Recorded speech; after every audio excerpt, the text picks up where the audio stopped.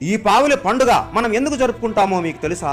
విష్ణువుకు మరియు భూదేవికి నరకాసురుడు అనే రాక్షసుడు జన్మిస్తాడు. ఎక్కడ విష్ణువు తన కొడుకునే చంపేస్తాడేమోనని భూదేవి విష్ణువుని ఒక వరం అడుగుతుంది. మన కొడుకుని మీరు ఏ రూపంలోనూ చంపకూడదు స్వామి అని కోరుకుంటుంది. ఇతని మరణం కేవలం నీ చేతుల్లోనూ ఉంటుంది అని విష్ణువు భూదేవికి మాట ఇస్తాడు. నరకాసురుడు మంచి బుద్ధులతో పెరుగుతాడు. కానీ బాణాసురుడితో స్నేహం చేసి చెడు లక్షణాలను నేర్చుకుని అమ్మాయిలను రాణులను బలవంతంగా హింసించి శృంగారం చేసేవాడు. అలా ఎన్నో రాజ్యాల మీద యుద్ధం చేసి ఆ రాజ్యాలలో ఉన్న రాణులను అమ్మాయిలను బలవంతంగా తన రాజ్యానికి తీసుకుని వచ్చి రోజుకు ఒకరితో శృంగారం చేసేవాడు. ఈ విషయం కృష్ణుడికి తెలుస్తుంది. సత్యభామ ఈ జన్మలో భూదేవి అవతారం లాగా జన్మిస్తుంది. కృష్ణుడు వెళ్లి సత్యభామకి నరకాసురుడు ఇలా 16,108 మంది ఆడవాళ్ళని బలవంతంగా బలాత్కరిస్తున్నాడు అని చెప్పగానే సత్యభామ కోపంతో పద కన్నయ్య ఆ క్రూరుడిని హతమారుద్దామని గరుడ